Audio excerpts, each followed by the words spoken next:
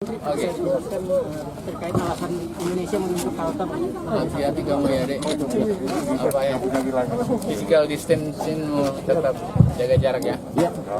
Saya hari ini memastikan di Pulang Pisau perintah Bapak Presiden untuk mengkoordinasikan Bapak Gubernur kesiapan Kalteng untuk menjadi super prioritas program ketahanan pangan nasional yang intinya salah satu diharapkan dari semua lahan-lahan yang ada di Kalimantan Tengah ini.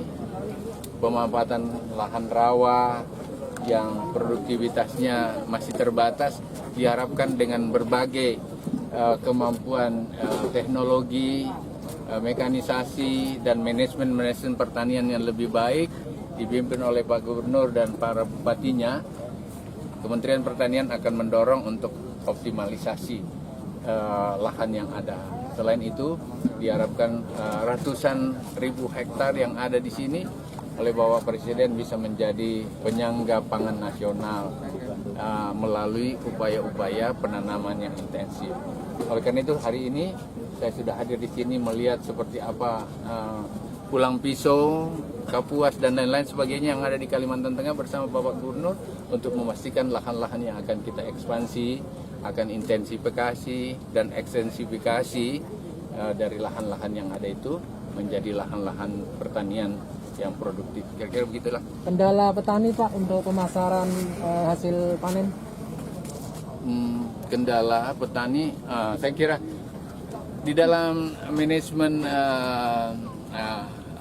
pertanian selalu saja ada wave-nya, ada gelombang-gelombang. Tapi kalau panen biasanya sedikit turun, kemudian pada saat kemarau dia akan naik lagi kembali. Dan itu dinamika biasa. Tetapi Bulog dan beberapa BUMN lain telah ditunjuk untuk menjadi penyangga HPP namanya, harga padi pemerintah. HPP sepanjang itu tidak dilewati turun, maka sebenarnya tidak ada yang bersoal. Dan sampai sekarang ini belum kami dengar ada yang turun dari HPP yang ada. Ada kejutan-kejutan sedikit dengan COVID, karena ada kemarin kegamangan dari transportasi dan distribusi, di situ aja bersoal, tapi di Kalimantan belum, ya.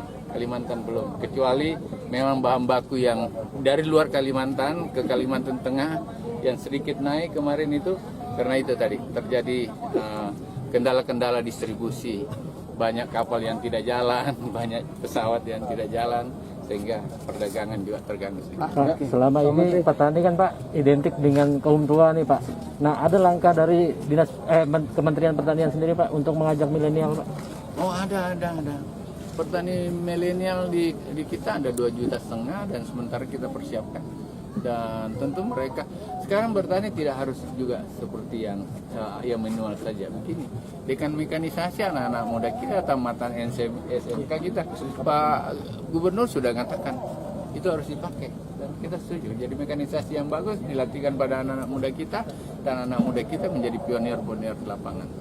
Kalau mereka merasa bahwa pertanian itu menghasilkan uang yang lebih pasti, pasti dia akan turun tangan.